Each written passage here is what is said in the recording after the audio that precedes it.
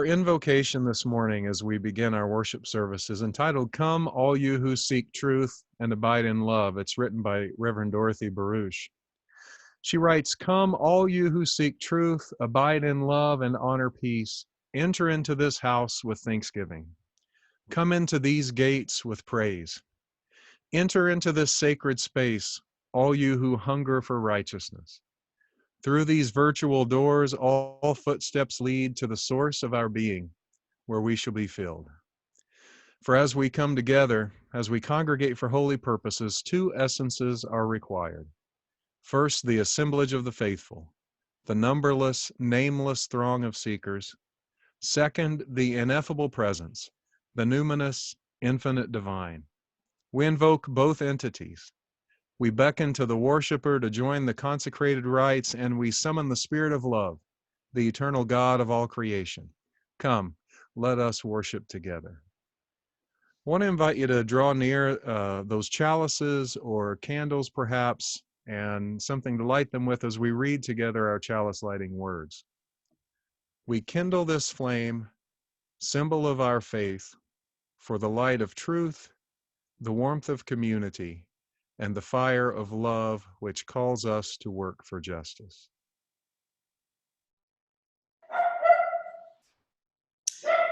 Good morning. My name is Barbara Metz, and I am your worship associate this morning. I hope you are ready to settle into some time to nourish your soul, your mind, and your spirit. And I hope you are truly able to set this time apart from the rest of your life that has been mostly confined to your home, to hold this time as your sacred time, to hold it as your true Sabbath. It's so good to see everyone in their little square on my screen. You, part of the gallery that pops up upon my screen when I'm not talking. I feel like this gallery allows us to get a little glimpse into each other's homes and hideouts, to see a snapshot of each other's backgrounds, giving us a certain individuality that we don't get when we're all sitting together in the sanctuary in Chandler. It's a unique feeling of intimacy. And it's sort of my one of my little silver linings of this is how we're doing worship right now. As we have moved into Zoom services, our usual announcements that we as worship associates make about our calming room, about the service, the welcome circle after services, pastoral care associates, all of that sort of become unnecessary. But when we are sitting together in our sanctuary, we always make a point to give a special welcome to any newcomers or visitors, to make them feel as welcome as possible. And it has occurred to me, and made actually not more than occurred to me, because I know that we have visitors with us, not our usual attendees, who have found us online or through someone who is already connected to VUU, like Andy's in-laws. And we want you to know that you are welcome into our community, this liberal religious community where we take pride in embracing everyone, all colors, all ethnicities, all social, economic variances, gay, lesbian, transgender, still exploring, however you dress, whomever you love, however you have defined your family, you are welcome at VUU. And we hope that when the day finally comes that we may again gather in sanctuary, that you will consider joining us in person. If you are one of those that are just now finding us, please know that Reverend Andy would love to talk with you, answer questions. He would welcome sharing a cup of coffee with you over Zoom. Please send him an email or call the church office to arrange a time. We hope that you find with us something that feeds your spirit. We hope that you feel welcome here, and thank you for joining us this morning. Reverend Andy's sermon titled Taoism is Teaching on Unity with Nature caused me to reflect on my life as a gardener. So here, without getting very philosophical, is my reflection. I wasn't much of a gardener before I moved to Connecticut.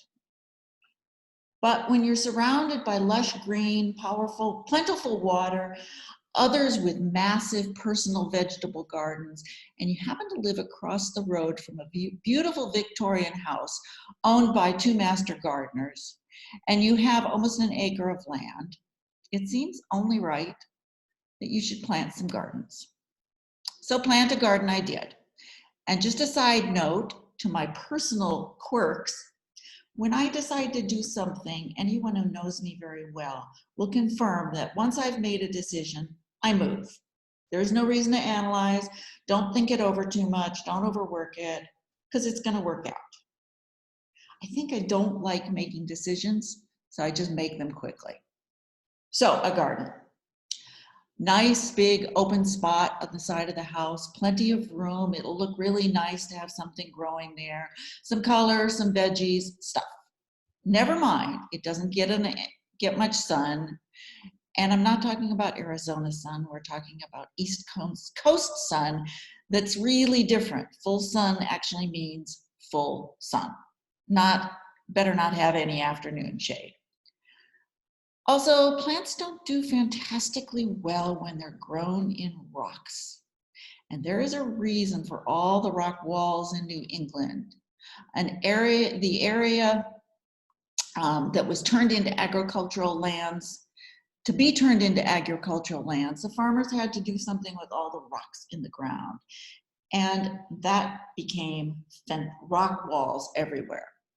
But I had picked out my spot and I planted my garden. So the next year, a tree was removed because I needed more sun.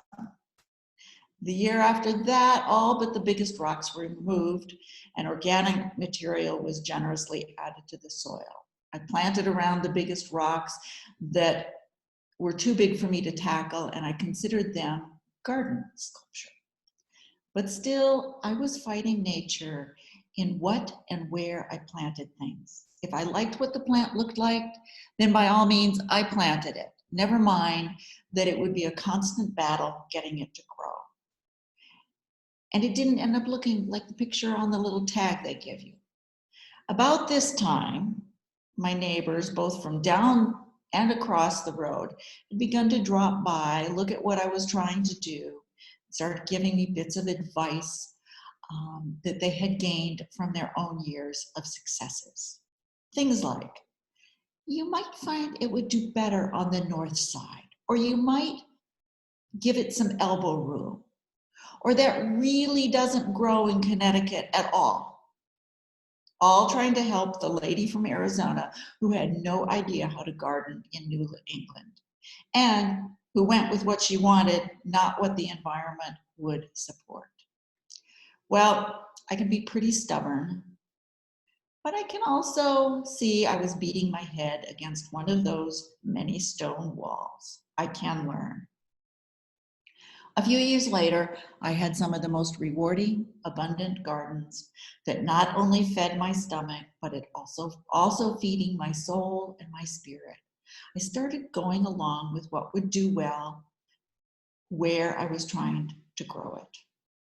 So, one of my versions of learning to go with nature rather than against it. Not very philosophical, but it's practical. And I was so much happier when the garden wasn't a constant failing fight, but rather it rewarded me with so much beauty as well as nourishment and zucchini for all of my neighbors.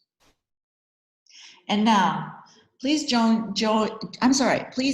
Katie as she leads us in song, Morning Has Broken. And this morning, Katie is accompanied on both this hymn and our final hymn by our pianist, David Berry.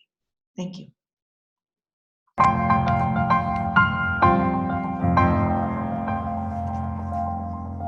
Morning has come, arise and greet the day. Dance with joy and sing a song of gladness. The light of hope pure shines upon each face.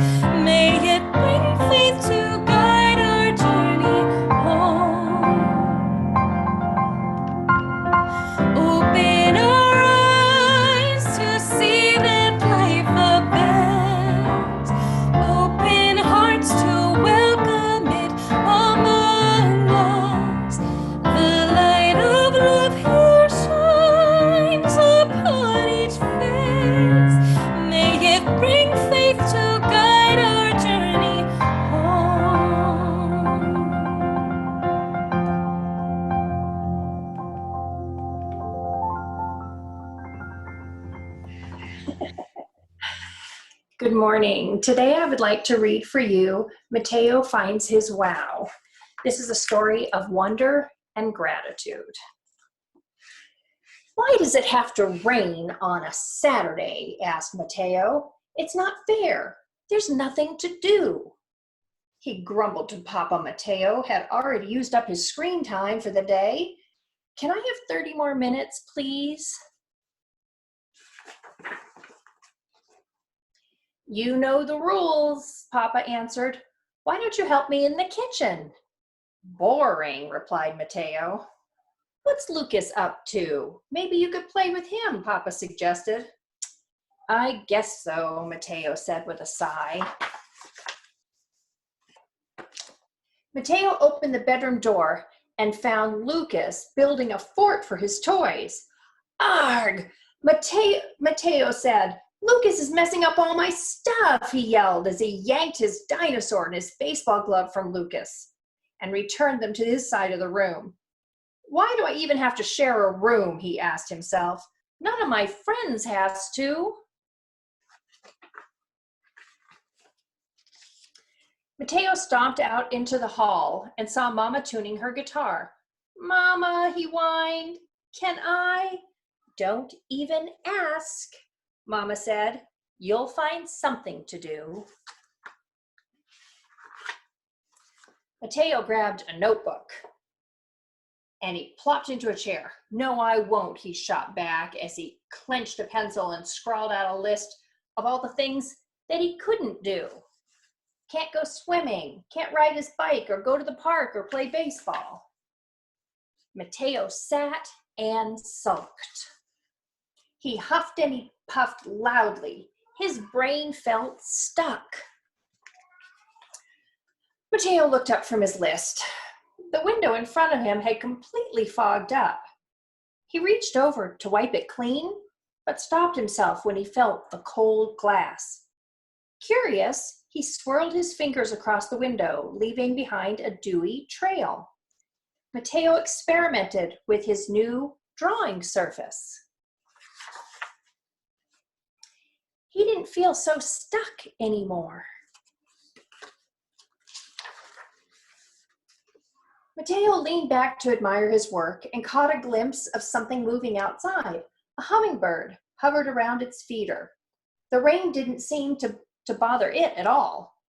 The tiny acrobat flittered and fluttered. It flew forward and backwards and even side to side, flapping its wings so quickly they blurred.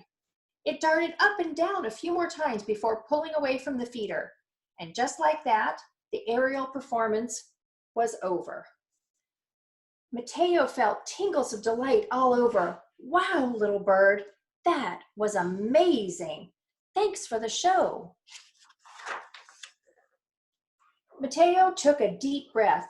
The smell of chilies and garlic filled the air. He turned to see a plate of chilaquiles, his favorite. Wow, Papa, thanks for the stack of deliciousness.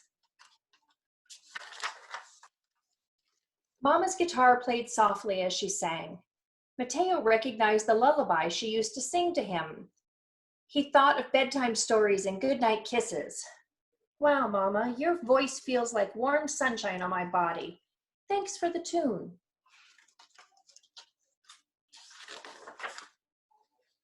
Mateo peeked into their bedroom and saw that his toys had been carefully lined up on his bed. He watched Lucas wrap Chacho, his favorite truck, in a blanket and tuck it next to his stuffed animals, all while wearing underwear on his head. Mateo laughed. His heart smiled. Wow, Lucas, I'm sorry I grouched at you earlier. Thanks for taking such good care of my toys. Mateo wondered what other bits of wow were around. He could go looking for them on purpose. Mateo picked up his notebook and turned the page. He had something else to write. Thank you, Rain. There's wonder all around. Pay attention on purpose. What catches your eye? Zoom in, be curious, be amazed. I wish for you a day full of wow. Well, that's wonderful. I think we can maybe all identify a bit with Mateo, although adults, if it gets to the point that you're wearing underwear on your head, please reach out for help.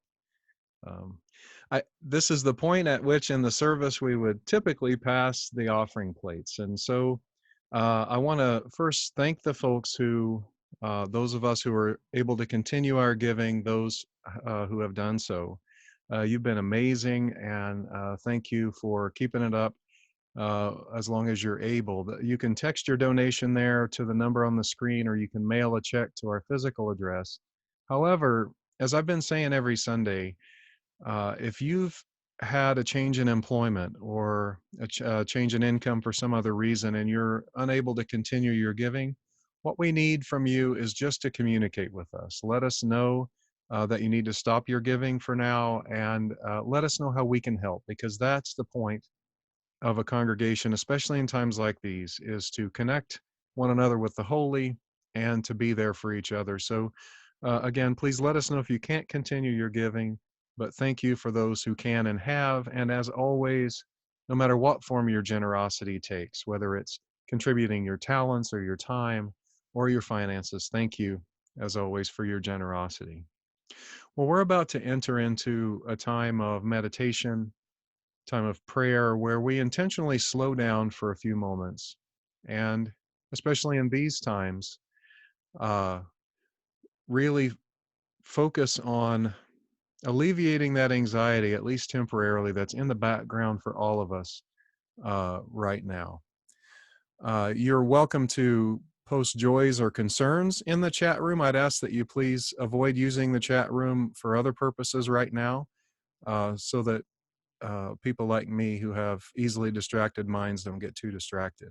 So we're going to begin our time of meditation and prayer with a cello piece that is being offered by our worship associate this morning, Barbara Metz.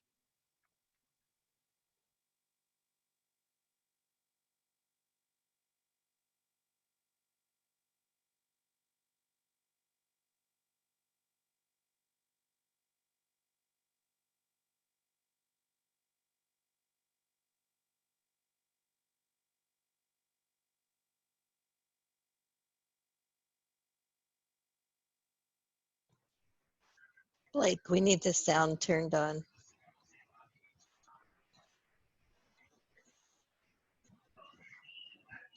Yep, having some technical difficulties here with Okay. getting software doesn't like to keep the volume up for some reason.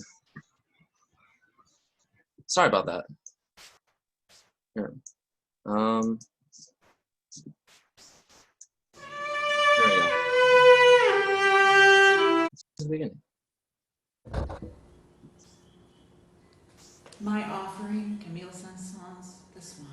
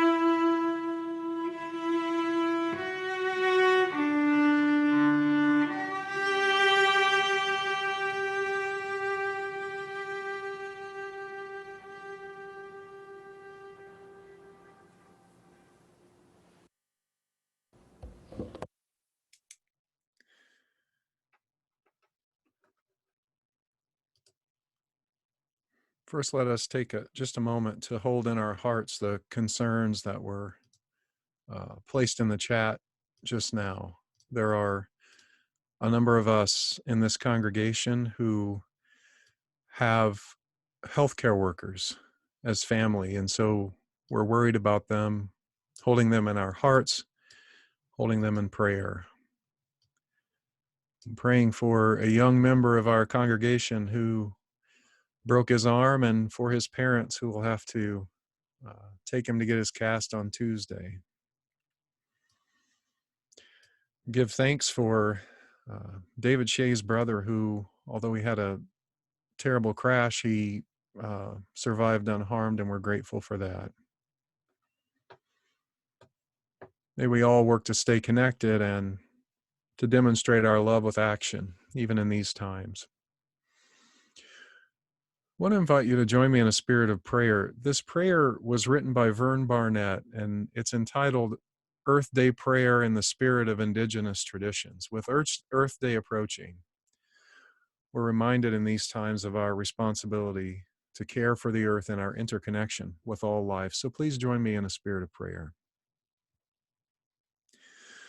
Infinite Spirit, sometimes called Grandfather, Grandmother, Father Sky, Earth Mother, Creator, we gather to praise your creation, to honor the swimmers and the crawlers, the four-legged and the winged ones.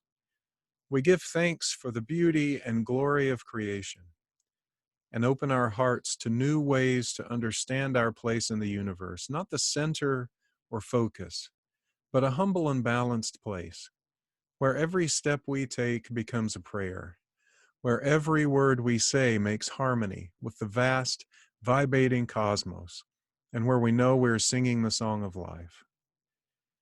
We pray to know more deeply that we're in the garden where every plant and animal and speck of dust is a living prayer. Without our brothers and sisters of the plant and animal and mineral kingdoms, the human family would end. So we want to bless them as they bless us.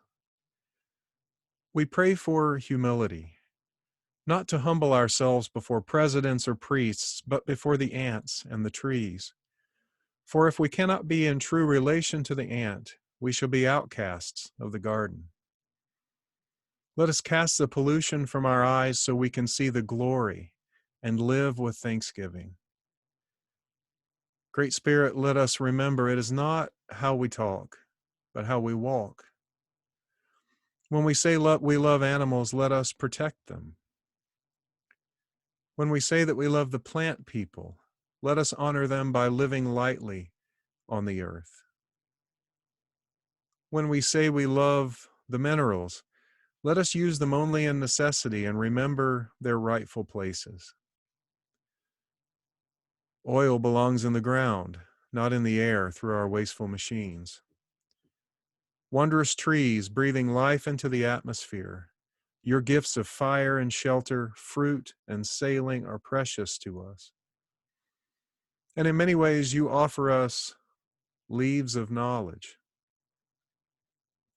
May the vision of mutual interrelatedness, cosmic interdependence, the seamless process of generations, not end in cough-filled skies blotting the sun, but rather may clean air, healthy forests, wholesome water, expansive prairie, and pungent earth nourish paths for all creatures through mountain and valley and the salt sea, and through a protective atmosphere as we rejoice in the inhabitants. Hear and empower our mantra, reduce, reuse, recycle. With thanks for the surprise and mystery of it all, we pray in the name of the Creator, the processes and presences, and in the names of all our relations. May it be so. Amen.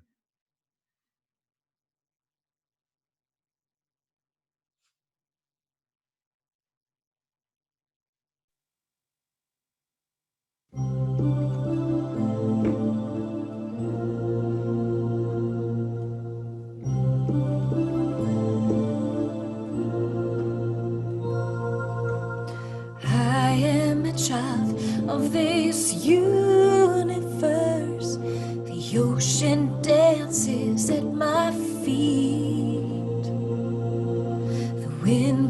flows a melody through my hair. I am loved at every turn. I am kissed by Mother Earth.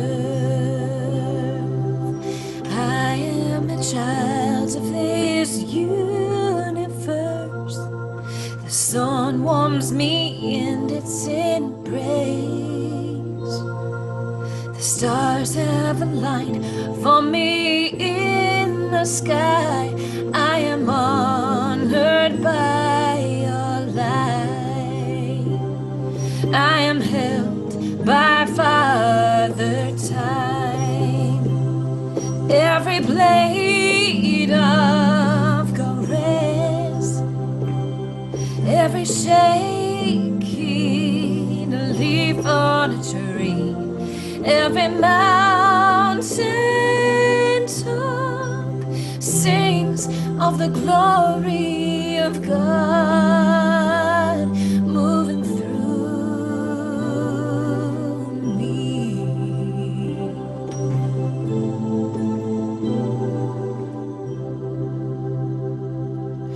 I am a child of this universe. Through my breath, all of life can breathe. I plant the seeds with my every dream. I can love at every turn. Give a kiss to Mother Earth. Yes, I am a child of this universe. I greet the God in each face. I am a channel for peace to flow. Oh, I honor all of life. Yes, I'm one with Father Time. To every blade of grass, to every shaking leaf on a tree, every mountain top sings of the glory of God moving through, oh, moving us and me, moving as you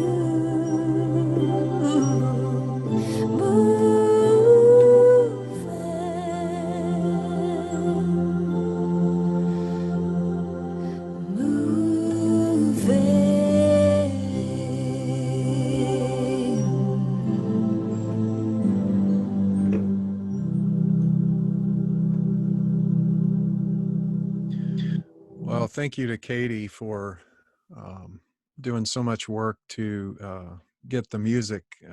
That's been the hardest part of getting the worship services where we want them, is figuring out the music. And Katie's doing an amazing job. And I just want to stop for a moment and just have us notice where we are and what we're doing.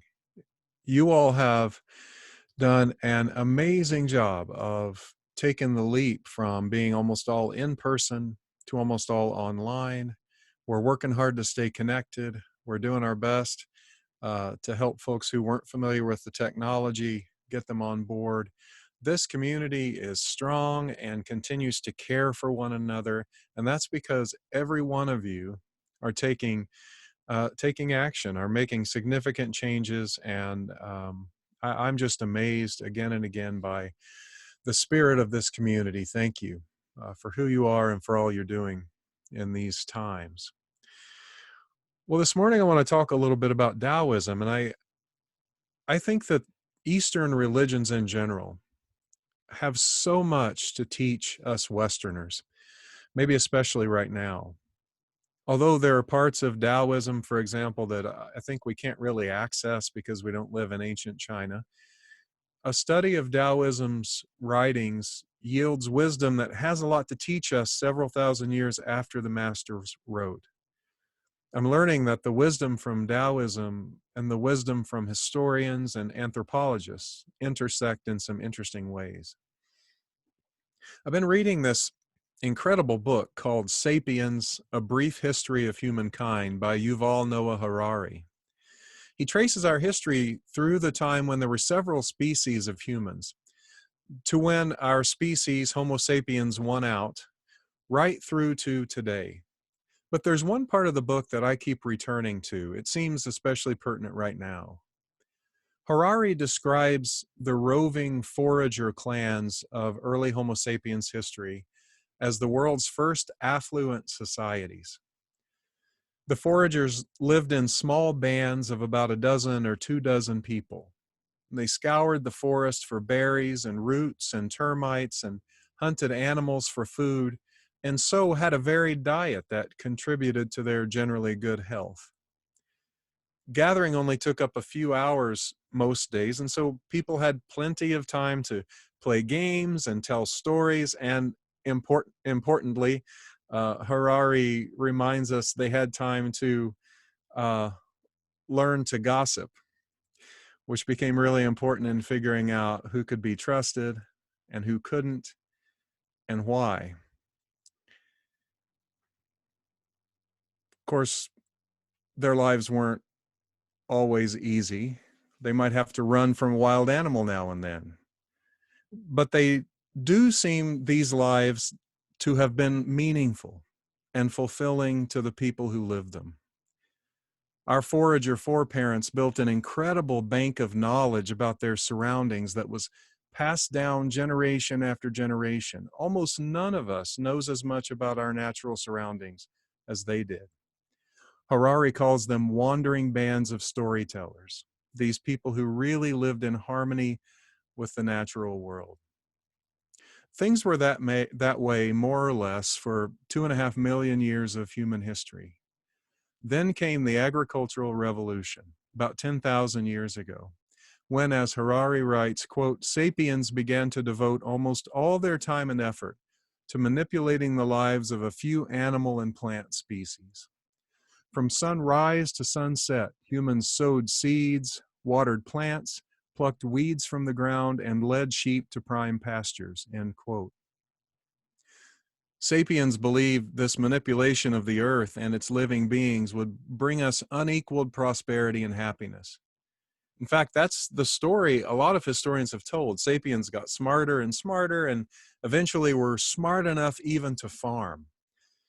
And they say farming made possible everything from books to burgers to Bohemian Rhapsody. But Harari calls the agricultural revolution history's biggest fraud.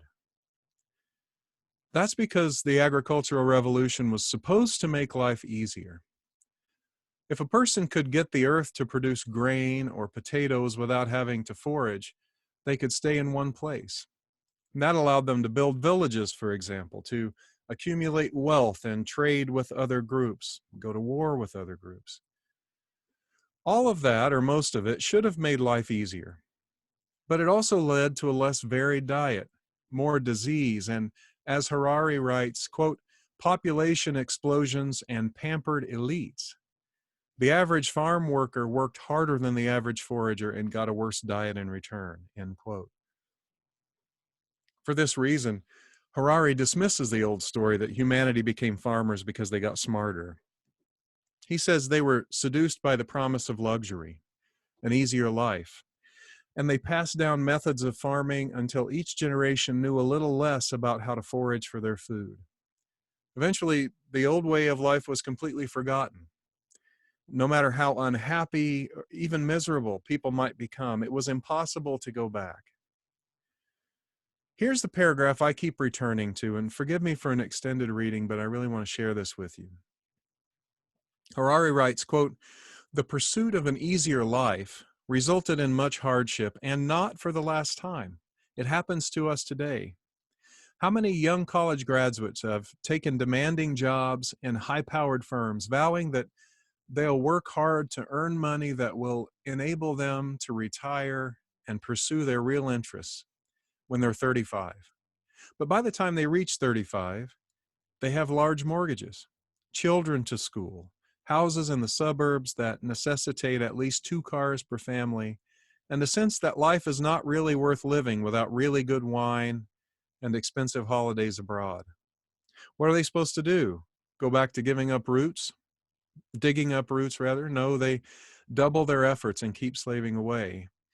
And he continues, one of history's few iron laws is that luxuries tend to become necessities and to spawn new obligations. Over the last few decades, we've invented countless time-saving devices that are supposed to make life more relaxed. Washing machines, vacuum cleaners, dishwashers, telephones, mobile phones, computers, email. Previously, it took a lot of work to write a letter, address it, and take it to the mailbox. Back in the snail mail era, people usually only sent letters when they had something important to relate. Rather than writing the first thing that came into their heads, they considered carefully what they wanted to say and how to phrase it. Today, he says, I receive dozens of emails each day, all from people who expect a prompt reply. We thought we were saving time. Instead, we revved up the treadmill of life to 10 times its former speed and made our days more anxious and agitated. End quote. By the way, this is a young person writing this. In the fight against COVID-19, electronic communication has become essential as we try to stay connected. We're still a storytelling species, and we need to tell our stories to those we love. Still, with so much of our lives on pause, we've been given a moment in time to reflect on what we had been up to and whether our former lifestyles were right for us. Had we become too seduced by luxury to see that our lives had become impossibly overscheduled? Was all the work required to maintain our lifestyles leading us to ignore what was most important? Family, relationships, civic responsibilities, and duty to neighbor. Was the epidemic of senior loneliness related to people of working age working too much to pay attention to our elder relatives? As we approach Earth Day, we should ask, was what we were doing to our planet worth returning to? Now, I don't think we're going to go back to digging up roots for food. If I thought that, I'd be hightailing it out of the desert for sure. But what if we could move the needle a little more toward wholeness, away from individuality and a couple ticks toward community and interdependence? What if you and I decided that our lives were going to be lived more in harmony with the world around us? Maybe it would be important first to shift some big things about our mindsets. We Westerners have largely internalized the idea that the world is in need of saving. It's the core of traditional religion, maybe especially conservative Christianity, in which God is repulsed by the world and requires a human sacrifice to make it right again. And if the earth is in need of saving, then it is not holy in itself. We can use it how we like. People, too, are seen as impure, not naturally holy, and thus often as commodities. None of us has escaped unscathed by that line of thought. We're constantly trying to tame the earth and all its animals to make them serve our desire for an easier life. I'm pretty sure there's an argument in here that would have me never weeding my yard again. And I really like that, Heather. I hope you're listening. But we carry that thinking into every facet of our lives if we're not careful. At my worst in that regard, I become a social media justice warrior, changing the world from behind my keyboard. I've been there the past couple weeks, I'm ashamed to say, trying to change people's opinions by posting just the right thing. But the truth is, I have very limited control over such things. What would the Taoist masters say to me, to the person who works out their anxiety by trying to change other people? Well, there's some nuance here. My understanding of Taoism wouldn't have me never posting anything political. It would instead instruct me to first pay attention to the world. What's happening? What is the way things are going? And then notice, given the world that I live in, and it can be no other, what actions can I take and where should I be still? The symbol of yin yang is instructive here. The black sort of almost looks like a comma and then the white comma that fits with beside. Some say the yin yang symbol symbolizes the balance between good and evil, but that's not quite right. Since nature doesn't recognize good or evil, Taoism doesn't spend a whole lot of time on that concept either. Instead, think of yin and yang, the black and white commas, if you will, as passivity and action. There's a time for each. A life with only passivity or only action would be meaningless and unfulfilling. Wisdom is in, again, paying attention to the way things are and discerning when it's time to act and when it's time to be still. How do we do that? Well, first, it's important to empty oneself of all that blocks us from being in touch with our world. It's been hard to watch as we parents are called on to become teachers in our homes, replacing the work of trained professionals who, I hope we see now, deserve much better pay.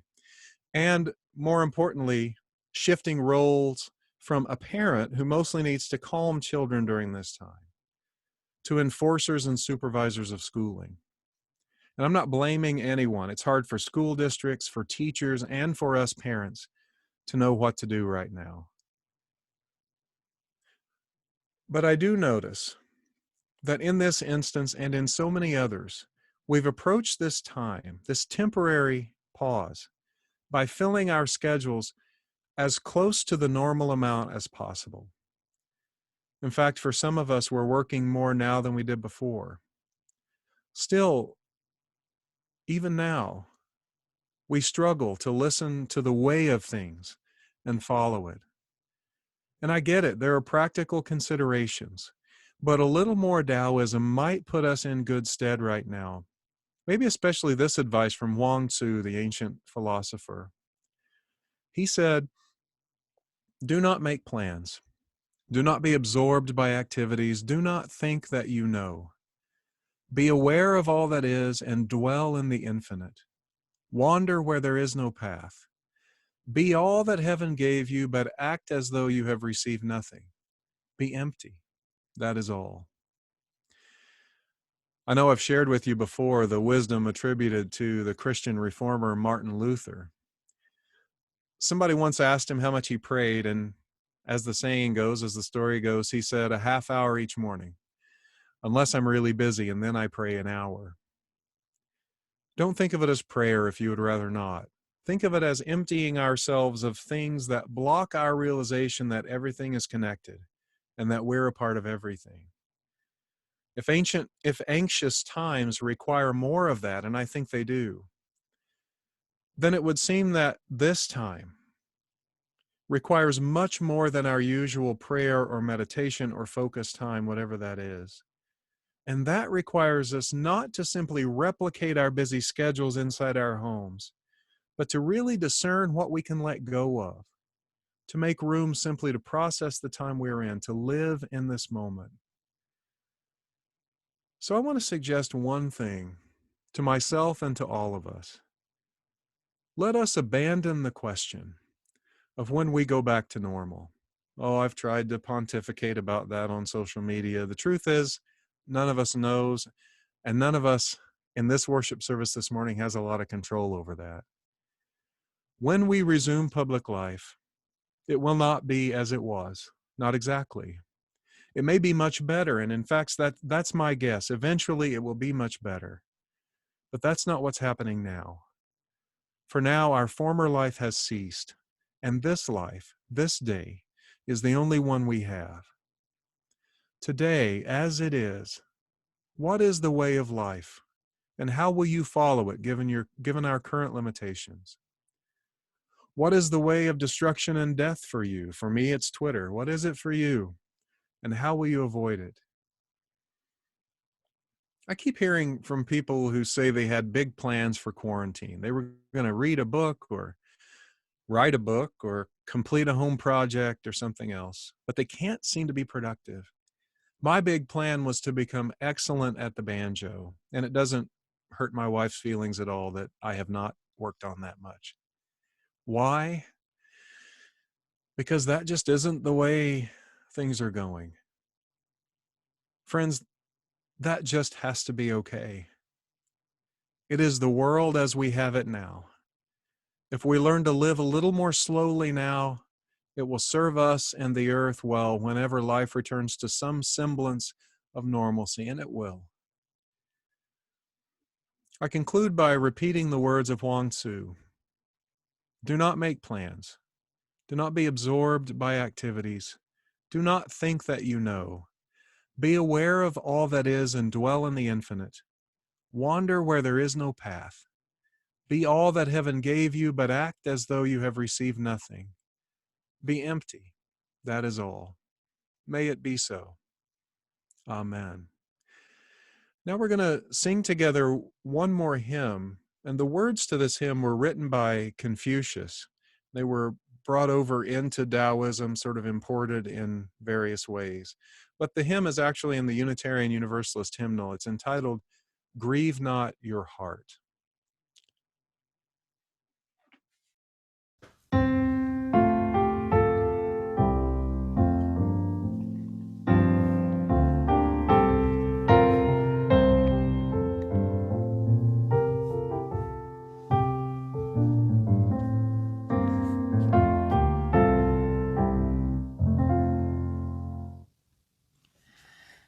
Grieve not your heart for want of place, nor yearn for easy praise, but feed yourself some task to do, and well employ your days.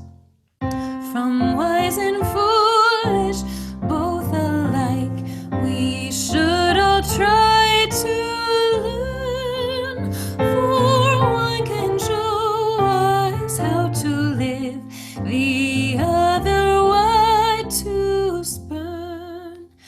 Be fair to people when they err, when good your pleasure show. Their faults be quick to understand, in judging them be slow. But this above all else obey, it is the best of goals. What you would wish not done to you, do not to other souls. I would point out real quickly the difference between the Golden Rule and Confucius writings. The Golden Rule says, do unto others what you would have them do unto you, but Confucius said, don't do to other people what you don't wish done to yourself. I think there's value in reflecting on those words of Confucius. Well, would invite you now to draw that chalice near again as we come to the end of our time together this morning. And let's extinguish our chalice as we read the words together. Though we extinguish the chalice, our connection to each other and this community remains. May its light guide us this week as we walk the path of justice, speak words of love, and fill our world with compassion until we meet again. And now, dear friends, may life bless you and keep you. May the Spirit make its face to shine on you and be gracious unto you. May the universe pour out the fullness of its blessings on you and bring you peace. Go in peace to serve love itself and to serve one another. But don't go too far. If you want to stay around and connect with a few other folks, now is that time. We're going to give everyone about a minute if you'd like to leave, if you need to leave. We certainly understand that. But in just a moment, if you stick around, you'll receive an invitation to join a break. Hi, Charlie. Comments. David, hi, Jody. Video. Burning.